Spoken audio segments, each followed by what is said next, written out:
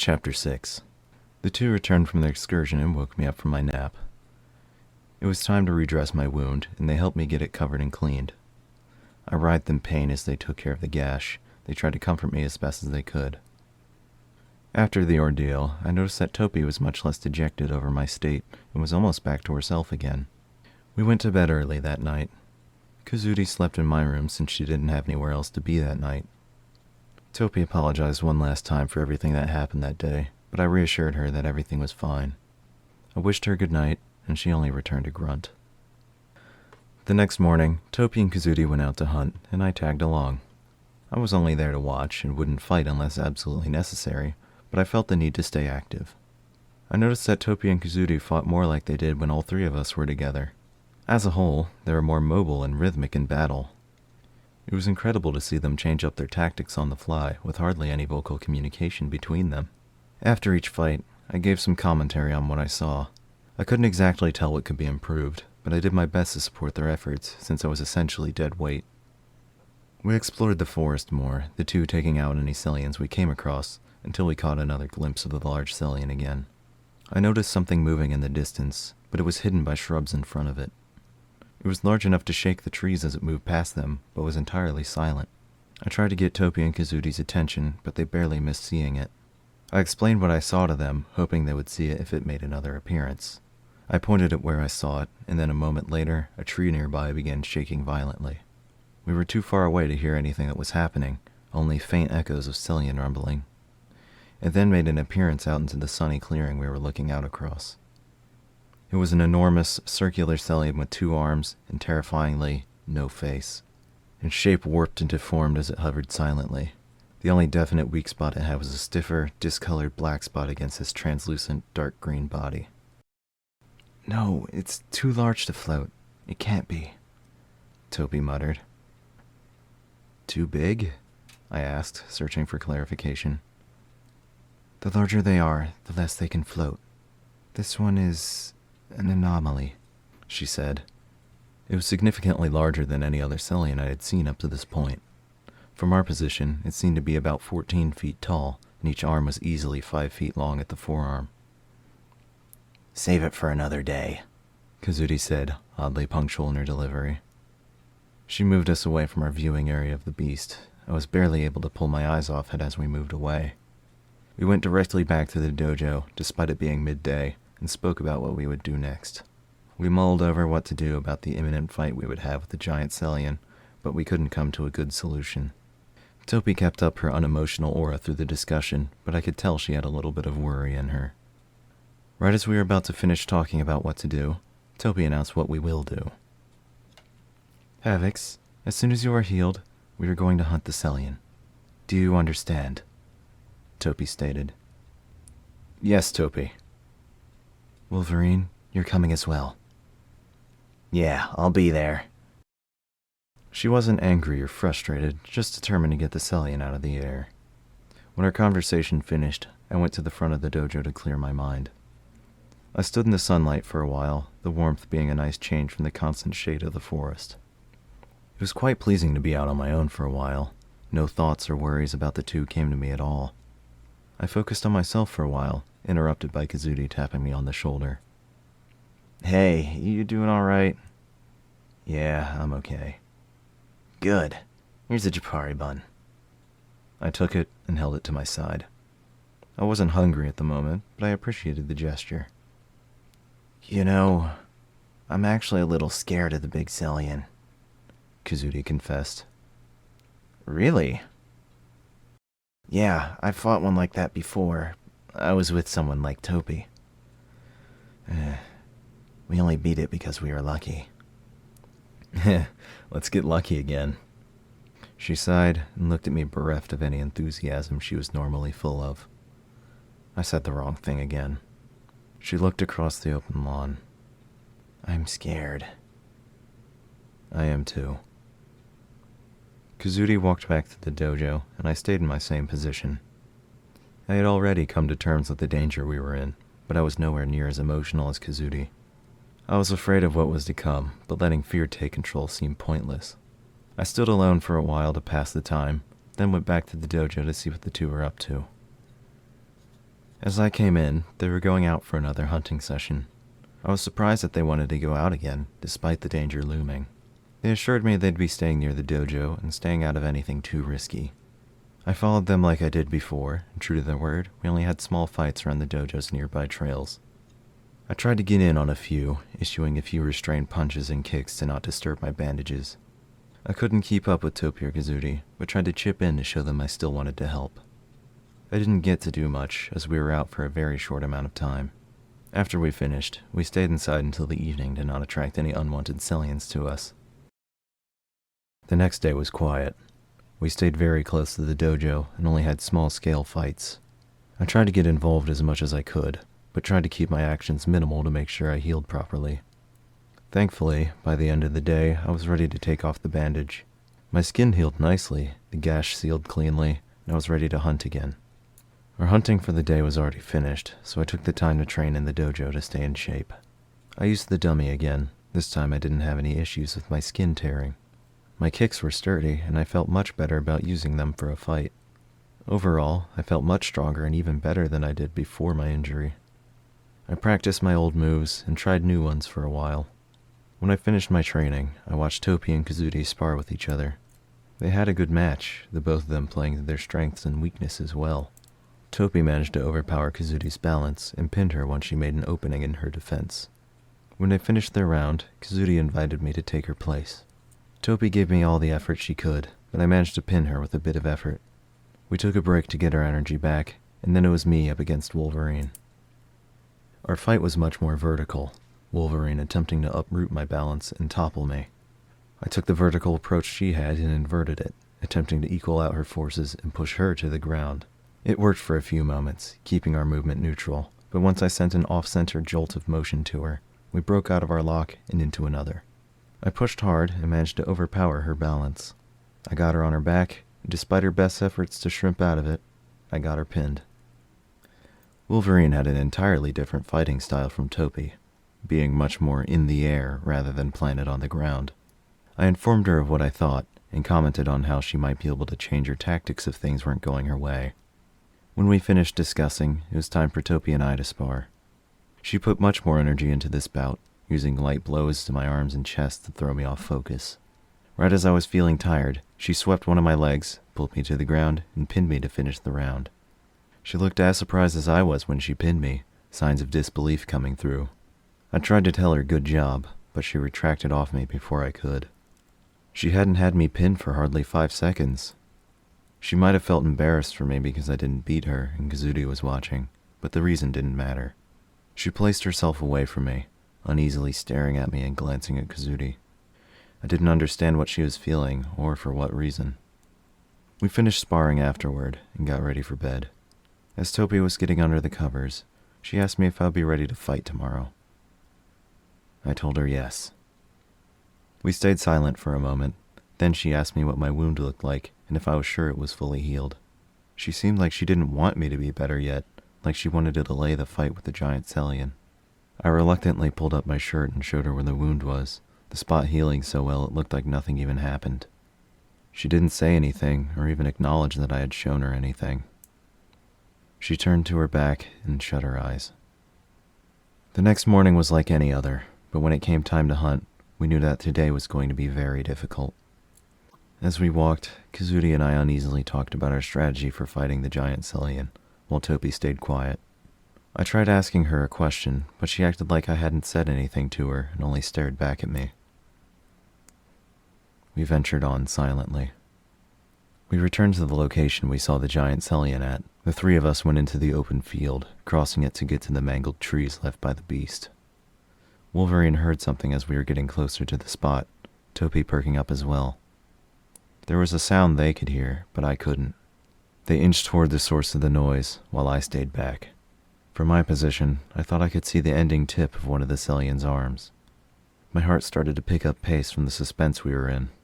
Abruptly, the 2 stopped, and at the same time, the giant Sellian began moving. What I thought was a Sellian's arm went out of my vision, and the trees in front of us began to quiver, the popping and crackling getting louder as it grew nearer. Topi and Kazudi pushed inward toward the woods, rather than baiting the Sellian out to the open field. I followed after them and dumped the bag against a tree. Our fighting area was wide open, trees far enough apart for us to move freely, but also close enough to hinder the Sellian's movement. It chased after us, making a rhythmic, fluctuating growling noise as it came closer. Topi made the first strike, using an upward slash to begin the assault. Wolverine took to the left side, attempting to strike its arm to keep it from attacking us right away. I used Wolverine's distracting strafe to land a strong punch near its hardened weak point, missing it by a few inches. The impact caused enough shock that it started an attack in retaliation, using its arms to attempt to bat us away. We dodged the attack, scrambling out of the way of the sweeping strike into new positions. I shouted that I would attack it from the rear, and the two would take the front. I launched a flat kick into the fiend, not making any damage, but alerting it to my position. Before it could turn to face me, Topi made a strong slash into its left arm, pulling attention back to its front. Wolverine then made a strike into its weak spot, damaging it heavily. It grazed her loose jacket, knocking her off balance, but leaving her unharmed. It then threw a punch at Topi, but she sidestepped the attack and used the spear to shred its arm blob as it came toward her. I ran to the front of the Sellian and tried to throw another punch at its weak spot, but missed once more. The Sellian was left stunned for a few seconds, unable to move. Topi shouted at me to move, and I stepped back. She had a running start at the beast, her spear held down and behind her. She pulled her spear in front of her, and with a heavy footfall, she leapt into the air. Her movement was graceful, the jump perfectly utilizing her weight transfer into the air. She pulled her legs up closer to her body, and on the descent from her jump, used all of her momentum and weight on a powerful slash directly into the Sellian's weak spot. Her slash broke the Sellian in half, an enormous fracture appearing and expanding from the wound. It fell to the ground suddenly, the whole of it going limp as its green coloration desaturated and turned a sickly, dark algae-like color. Instead of the whole entity bursting into diluted sandstar cubes, it popped, bubbled, and boiled away, the limbs the first to do so.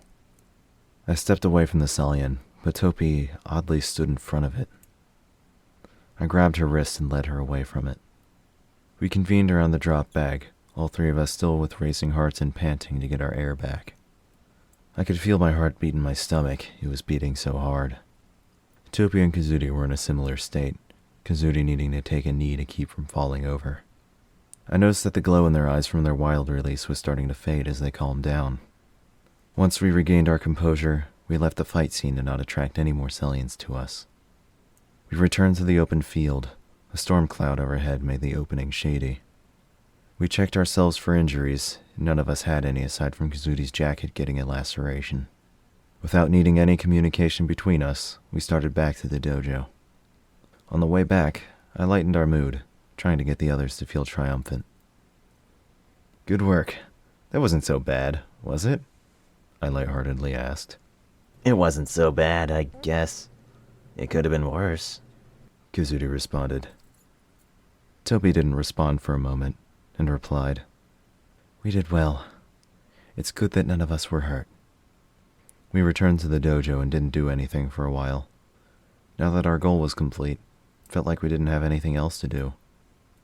At the end of the day, we went out hunting like normal to get ourselves back into our regular habits.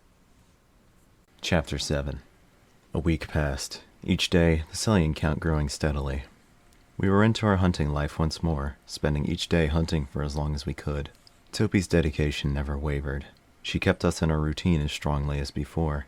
Wolverine continued to tag along with us whenever we met up, and occasionally stayed a night in the dojo. Our lives resumed, the only difference being the growing Sellian count.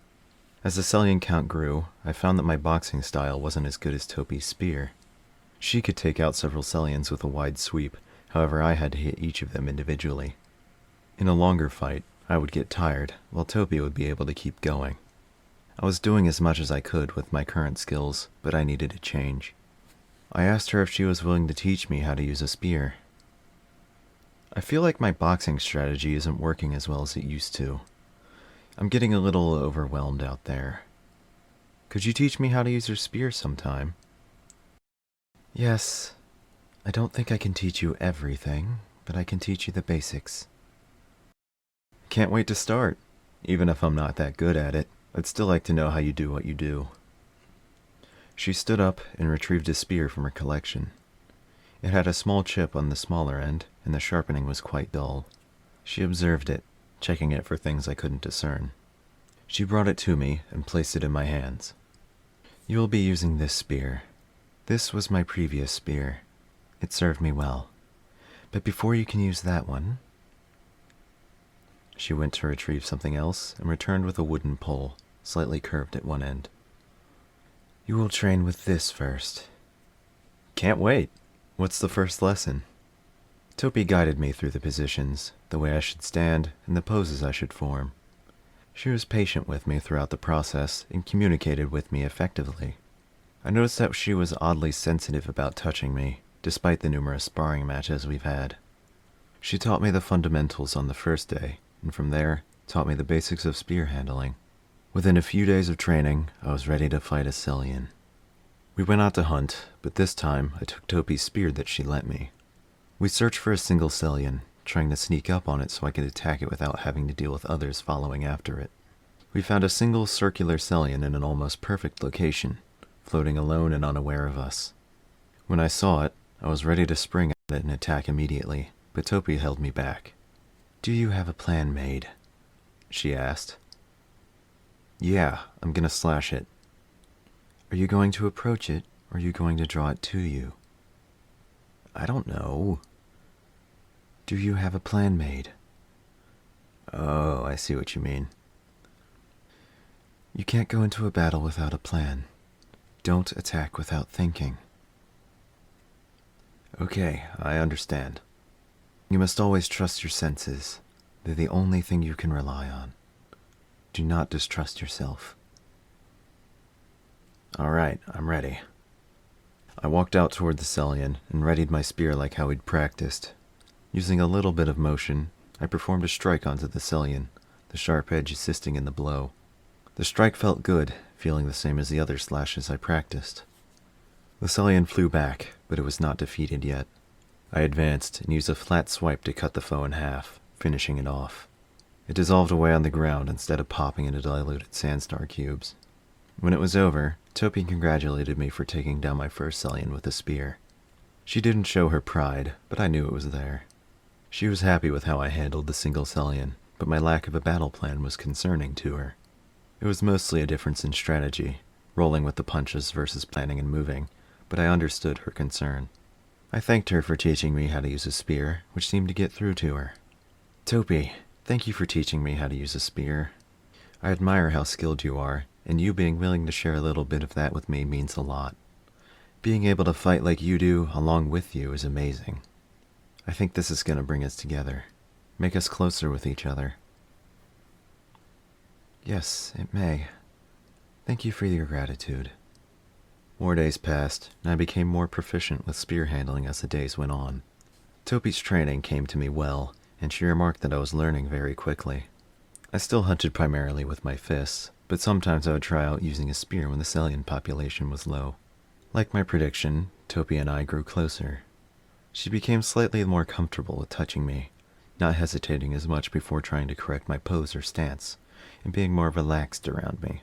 When we weren't training, she would speak more kindly, be less stiff, and generally more accepting around me. It was a gradual change, but I noticed it happening. We continued our hunt-train-hunt schedule without any issues.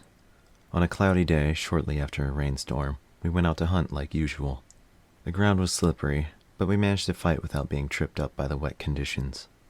I started off using a spear, trying out a new technique I had recently learned. Topi let me lead the fight like she always did, and cleaned up after me.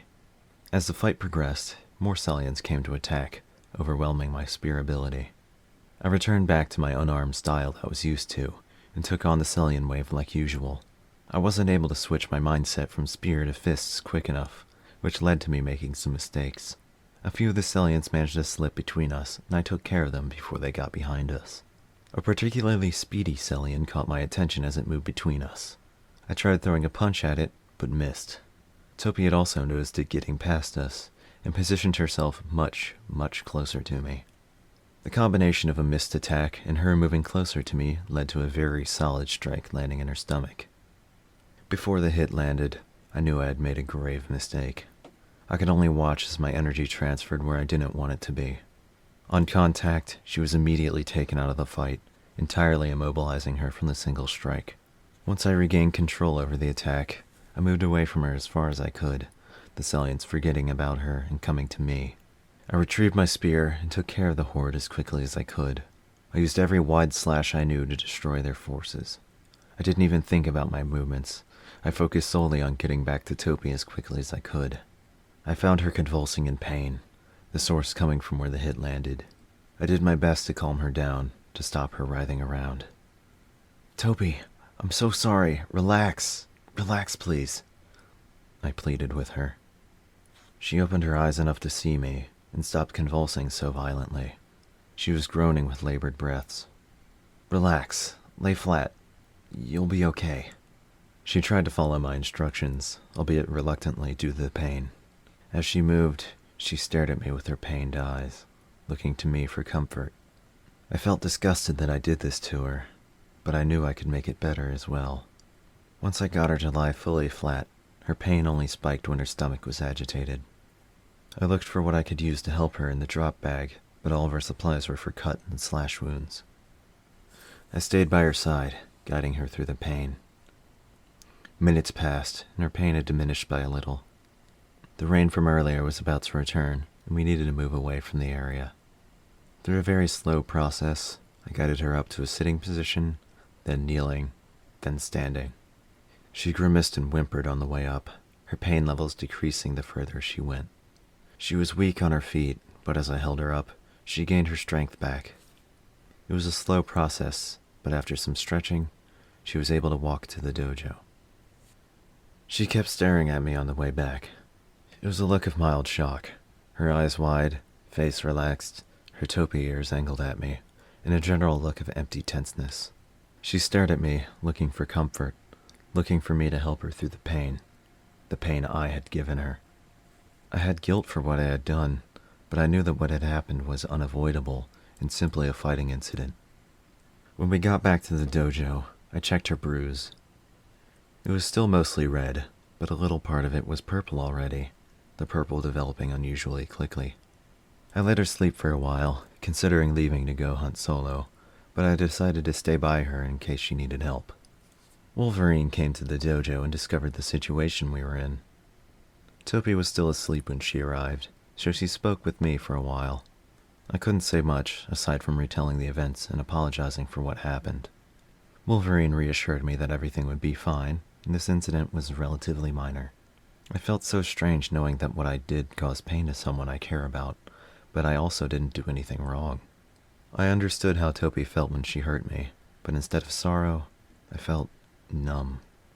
Wolverine offered to take me on a walk to clear my mind, but I declined since I wanted to stay by Topi's side. Through the course of the evening, Wolverine talked to me about Topi and I. She wanted to know how close we were, how things were between us. I started off telling her that things were the same as always, and that we were still just friends. After a little thinking and remembering small things she did, I started to realize that she was growing closer to me. The way she looked at me after our training together, how she spoke to me, and even how she sat around me was different. She was more relaxed, more understanding of me. I realized that she was so forgiving to me because she cared about me. You two sound pretty close now, Wolverine giggled. Why don't you get a little closer? I couldn't imagine how we could get closer. I felt like I was as close to her as possible. It was Topi that was still restrained, and she was the one that was warming up to me. I let her be more open with me by taking interest in her passion, by wanting to be with her for who she is. Before we went to sleep, I spoke to Topi to see if what I realized was correct. "Hey, Topi. How you doing, buddy?" "Better. I'll be okay. Thank you for asking. I just wanted to say thank you again for teaching me how to use a spear. It means a lot." She stayed silent for a moment. "I'm glad you were able to follow my ways." I didn't have anything else to say, and she was getting sleepy. Before I got too sleepy, I said one last thing to her. "I'll be here for you, Topi. I'll be here." She was asleep. Topi didn't go out to hunt the next day. Kazuri and I went out while she recovered, spending a lot of her time stretching in the dojo. Her bruise was fully purple at midday, healing much quicker than I thought possible. By the next day, it was red and any discomfort had dissipated. Once she was fully healed, we resumed hunting as usual, sometimes taking a day off to train. Our fights grew longer, the Scions requiring more time to defeat them. It seemed that they were growing resistant to us, in a way. Our strength and endurance grew with the increased challenges, our teamwork growing as well. During this time, our lives seemed stable. Each day would be largely the same, our actions predictable, with a few special trips when needed. I enjoyed the fact that we had some sort of security in the middle of the danger, having something to consider normal. Each day, we woke up together, knowing that we would be there for each other. We operated on understanding, not needing to discuss decisions in detail or argue, and knowing that what we were doing was best for us. Wolverine became much more frequent of a visitor, sometimes staying in the dojo with us for several days. The three of us together made an incredible team, each of us taking care of each other as best as we could. I tried discussing with Topi to make sure things were okay with us. I would ask her about how she was feeling about us, what she was thinking when we weren't hunting, and anything else that came to mind. She tried to answer as best as she could, but sometimes her emotionlessness would get in the way, preventing her from answering. She still didn't want to concern herself with emotions or feeling yet, wanting to focus herself purely on hunting and making sure we were okay. The more I tried speaking with her, the more she spoke with me, sometimes asking if I needed anything, how I was feeling, and things I would ask her. Gradually, she became more comfortable about initiating conversations. On an easy day where I was feeling quite optimistic, I asked Topi about her and I living together. Things had been great between us, and I just wanted to know her thoughts about us. I asked, "What do you think about us living together? I don't think I've asked you about it recently. I just want to know if there's anything you want to say or tell me." "Us living together? Well, there aren't any issues I can think of. I believe everything is okay. Is there anything that you would like to say? Anything bothering you?" "Nothing's wrong. Just tell me if something is, though." She gave me a reassuring nod, and we continued walking. "I don't think of you as a roommate," Topi began after a while of walking. "I don't think you're just a roommate. You're more than that. I don't know what to consider us. The best I can think of is companion. We do much more than share a home, and friend is limited." "I see. Thanks for telling me that." We continued hunting like normal, finishing off the day with Kazuri assisting us in battle. She came back to the dojo with us, spending the night in the spare room like she had many times before. As the day turned to evening, we had dinner together, a feeling of camaraderie in the air. Most everything was the same as always, but that day felt special. The next day, in the middle of hunting, Kazuri left. She didn't return for nearly a month. The only warning that she was about to depart was the usual "bye-bye" from her. She didn't tell us where she was going, or for what reason. I grew worried for her when she didn't return after a week, wondering if she had ventured too far or gotten stuck somewhere. I wished that she was okay, which was the only thing I could do until her return. While Kazuri was gone, our days became stale. Our fights became easier, much more routine, and our lives repetitive. Everything was the same as before, but the excitement of normality was over, and now we were just going through the motions. Things would pick up with the occasional large-scale battle, but most days lacked luster. We kept each other going, doing what we were good at to help each other through each day. The only major event of interest was when Topi cut me with a spear. It was a small cut, not large enough to require time off from hunting. It was an overall insignificant injury, but the source of it was what hurt the most. A few days before Kazuri's return, Topi and I were out hunting as usual. We just finished a group of Scions, a step up in difficulty from normal. As we made sure the area was clear, an idea came to me. I wanted to say "good job" to her, but in a more meaningful way, since I don't say it so much. I got in front of her, asked her to put her spear down, and hugged her. She didn't know what to do with the contact I was giving her. She put her arms out, hoping I would let go. I held on to her, hoping she would hug me back. It took her a little while, but she loosened up and placed her hands on my back. Little by little, she got more into the hug the more I held her, finally squeezing me back and relaxing. We hugged for a very long time, her needing the embrace much more than I did. What I intended to be a show of gratitude turned into something much more for her. I let go when Topi loosened her hold on me. When we got back home to the dojo, Topi thanked me for the hug. Chapter 8. Kazuri's return brought an end to the stale period. Her return didn't bring more difficult times or exciting days. All of us being together simply made us feel more connected. She found us while we were out hunting, serendipitously crossing paths. Oh, am I glad to see you two. Sorry for skipping out on ya. I had somewhere I needed to be. Wolverine greeted us. I would like to hear about your journey, Topi said. I, went to the Snowy Mountains area. I didn't see anyone the whole time. Surprised, I said. All the way out there on foot? That must have taken ages. It didn't take me long. I moved pretty fast. I got pretty lonely out there, though. I thought I would see someone on the way there or on the way back, but nope. She paused and searched for what to talk about next. I left so suddenly because I felt this pull to go there. I don't know what it was. I just felt like I should be in the snow for a while. I hope everything was okay while I was gone. No problems here. I'm glad you're okay, I answered. Oh, here's something for you. I tore one of my gloves when I was out, and now I have an extra pair of gloves. You can have these. They might fit you well. Thank you. Now I won't have to borrow Topi's gloves. I know what I can do with these. Her gloves had a few tears at the top of them. I planned on cutting them shorter to make them simple fingerless gloves without any extra length. We resumed hunting together to continue our meeting. After our hunt, all three of us had lunch together for the first time in a while. We had our usual meal, but all of us being together again was a relief. Before we went out to hunt again, Kazuri pulled me aside to speak to me privately. Thank you for being Topi's friend.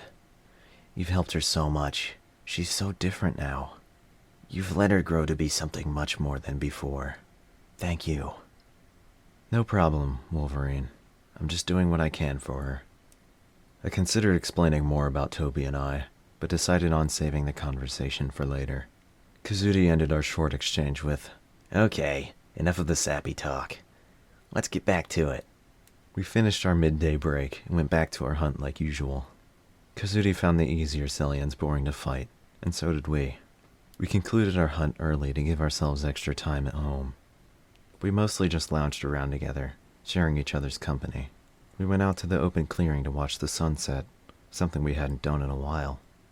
I had a dream that night. I was battling Sellians alone using a spear. I fought for a very long time, never losing my stamina. I envisioned each attack before I executed it, precisely how Topi taught me. Once I finished the last Sellian, I noticed that I was wearing Topi's shirt and gloves with my regular pants and shoes. I found it strange that I was wearing her clothes, but shrugged it aside. Wolverine then came to congratulate me, but as soon as I saw her, I noticed that she was visibly injured in many spots. She was bruised, cut, and had a few more scars on her face. Her voice was also slightly raspy. Topi came shortly afterward to greet me. She was in a similar state to Kazuri, visibly battered and walking with a slight limp. My mind raced to the worst possible situation, wondering if I had done that to them somehow. They sensed my fear and asked if I was okay. I asked what happened to them, and they said I had saved them. I didn't understand how I saved them, but I started feeling immense guilt over the last battle and not completing it fast enough. They told me that they were fine, and I didn't do anything to them. Nevertheless, my stomach filled with a swelling feeling of guilt. Their proximity to me made my guilt worse, and being away from them wouldn't make it better. My head started to spin with negative emotions, and I felt sick.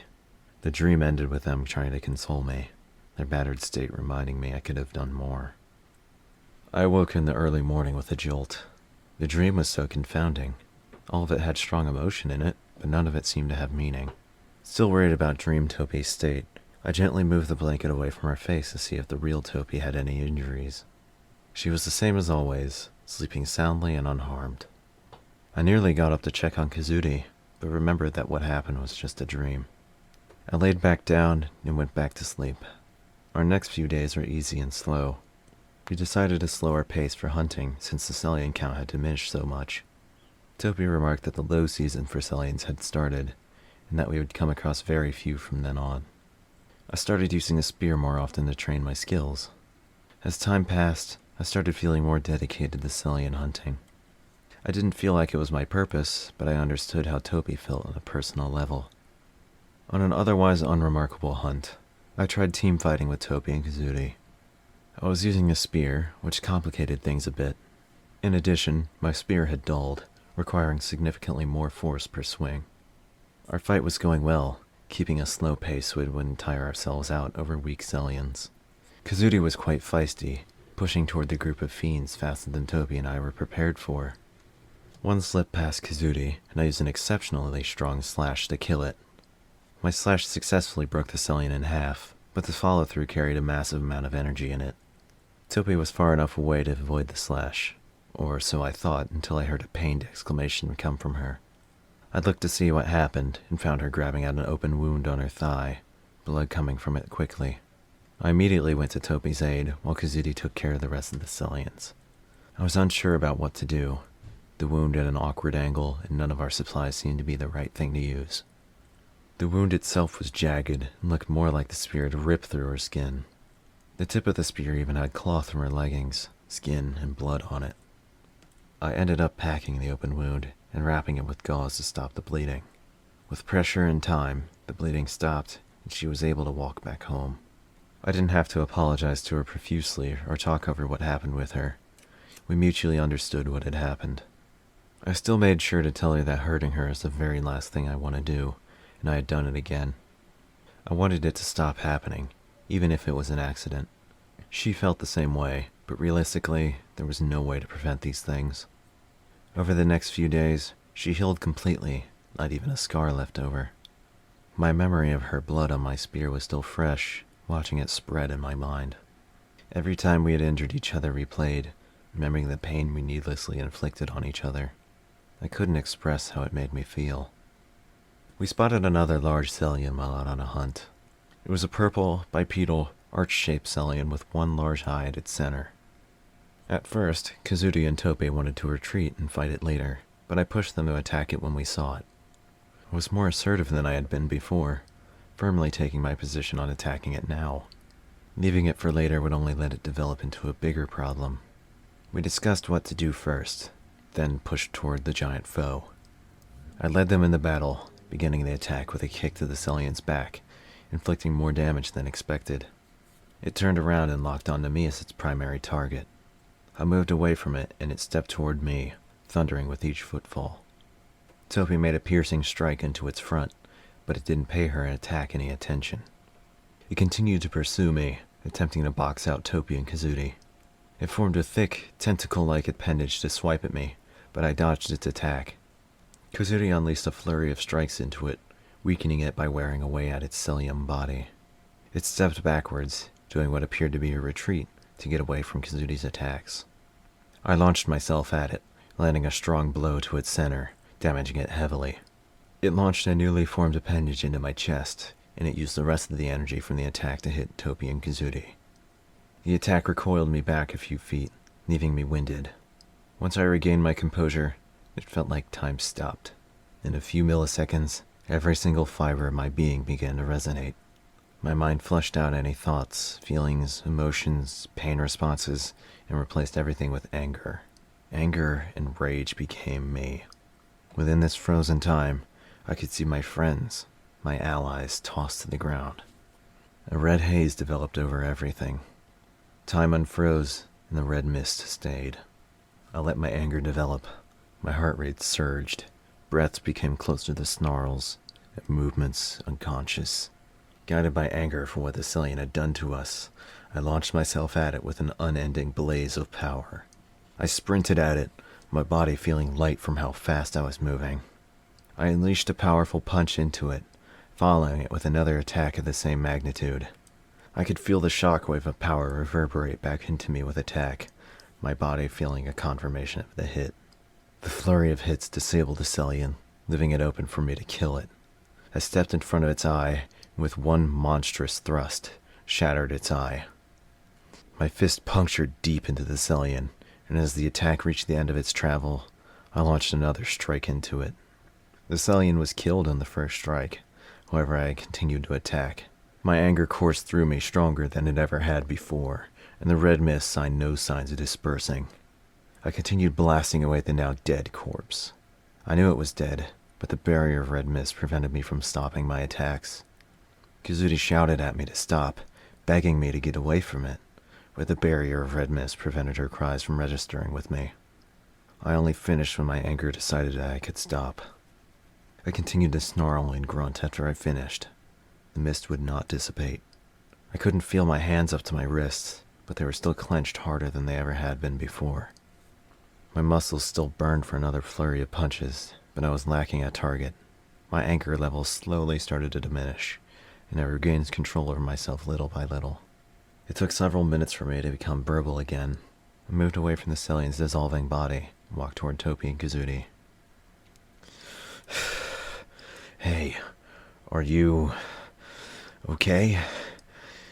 I didn't notice it immediately, but as I came closer to them, they moved away from me. They were afraid of me. We're okay. What happened to you? Red mist, I started. I pointed at my eyes, trying to show the physical response of red mist. Are my eyes bloodshot? Are they red? They're really red. Are you okay? Kazuri asked. That's red mist. When you get so angry, so heated that the world gets a red fog, and you stop thinking, your whole body focuses on killing. Topi pondered. Is that your wild release? This red mist? No, I've been through this before. It's not a wild release at all. Please get some rest. You don't know what happened to you, Kazuri pleaded. I followed her request. My heart rate gradually slowed. The mist dissipated, and all anger left my body. It slowly seeped out of me, my mind and sense returning to normal. Despite wearing gloves, I was still left with blisters on my knuckles and a burn on my wrist from the Cellian. I felt weaker and weaker as time progressed, needing to lie down to fully relax. When I felt good enough to speak again, I asked Topi about what had happened from her perspective. Well, we were hit by the Cellian after you were, so we didn't see you get up. You charged at it. Something visibly was different about you. I tried to help you in the fight, but there was nothing I could do. You kept hammering and hammering. I don't think I've ever seen you fight that hard before. Then you hit it straight in its eye. Your arm went really, really far into it, and Kazuri noticed it too. We were worried that you would be sucked into it if it had any life left in it. Then you kept punching it. You didn't stop. Kazuri shouted at you to stop, and you didn't. She got a few feet away from you, screaming at you, and you didn't. I almost pulled you away, but I knew something was wrong with you. Were you afraid of me? I think I saw you step away from me when I was over. Topi took a deep breath in and continued. We got away from you, then you stopped fighting. You stood over the Cellian's body, grunting and panting for a while. We didn't know what to do, so we waited for you to come to us. When you came to us, and I saw your red eyes, yes, I was afraid of you. I didn't know if you were going to do anything to us out of confusion or otherwise. You were so different. I'm sorry, Topi. I didn't mean to scare you. I lost control. I understand. It's just like using your wild release for the first time. Can we go home soon? I'm good enough to walk now. Our walk home was slow. It felt like I was recalibrating my body, taking a little bit to get into myself. I kept thinking about what I felt and thought under the effects of red mist, and how I couldn't stop it. I worried that I would lose control like that again when being fully conscious next time. You doing okay, bud? Kazuri asked me. Yeah, I'm fine. Back to normal. The red mist event faded into the backs of our minds. I was weakened for the rest of the day, able to move and take care of things, but not strong enough to fight. I tried taking a nap to regain my strength, but that only succeeded in making me sleepy. I was disappointed that my day was soured, but forgot about all of the issues when night came. After my body's recalibration, I felt much stronger and faster. I could process and predict movements even better than before, being fast enough to make everything else feel slow. It was like I was in a flow state, but more awake. The feeling lasted for about a week, and then faded later on. Our teamwork and strength as a group was at its strongest, and we took down a few large Sellians easily. We sustained a few minor injuries inflicted by Sellians, but we were able to continue hunting unhindered. It rained often during this time. We made hunting more difficult, but we persevered through the adversity. The trails became muddier and travel slower. We would stay inside on extra rainy days, leaving us with plenty of time to train. We mostly sparred and practiced with our spears to stay active. The time we spent together was important to me, quality time spent without any stress or fears. The near-daily rain stopped, and we continued hunting. Our training proved to be time well spent, as we hadn't lost any proficiency. I was happy to be back on the hunt again, eager to fight the next group of Sellians. Kazuri amped me up before some of the fights, her playful side coming out. Our fights felt rhythmic, each movement made in time with an unheard tempo. It was an ethereal effect to be under, a perfect flow shared between us with understood coordination. Problems arose when the tempo was broken. A Sellian got out of our control and required Kazuri to attack it. She tried to rejoin our formation, but couldn't get back into tempo. The loss of us moving together caused us to fight as individuals, our sync lost. I tried to keep the same speed, but lost any sort of composure as the fight progressed. I rushed through the fight, trying to end it quickly to stop the feeling of the broken rhythm. My rush led me to attack a Sellian far too soon, throwing a punch at what I thought was a brown Sellian. It turned out to be Topi's arm. I didn't realize I had hit her until the fight was over, when I found her holding her arm in pain. I tried to help her as best as I could, apologizing the whole time. I explained why that happened, but it felt like an excuse to me. My frantic state of mind turned into frustration at myself, growing unreasonably angry at myself for what I did. Frustration, anger, and confusion blended together to make bad thoughts worse. We went back home, and I finally got time to cool off. Now with everything I did to her in the past, I started to feel guilty about how I felt. I understood that getting mad at myself wasn't helping, and that being this state was making me feel worse than Topi. I calmed myself down and started to get rational thought back. All I could focus on was preventing myself from hurting her again. At that moment, it was the only thing I wanted in the world. I knew that simple strategy changes weren't enough, and splitting up our hunts would cause more pain from Sellians. The only thing I could think of that would really work is... Topi, I've been thinking. We really need to stop hurting each other. Yes, I understand. I really mean it, Topi. This has to stop. One of these times I'm gonna hurt you and it won't go away. She sighed. I know. That is the risk that we take. We're gonna end up killing each other. In a fit of residual anger, I said, Topi, I'll leave you if it means I can stop hurting you. Quietly, she responded. What? Leave? Why? I want the best for you, and this is what we'll have to do, right? Is there really another way to make sure we won't hurt each other that will work? Topi looked back at me, wordlessly communicating that she had thought of this before. I resumed. I guess we'll need more time to think about this. Topi, we have to stop hurting each other. I understand.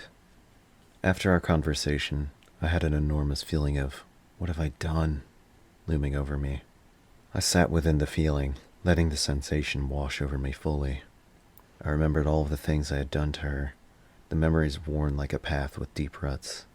I remembered all the things she had done to me, the memories not so fond as I had forgiven and forgot long ago. Topi walked over to me and said a very simple line to me. We don't have to.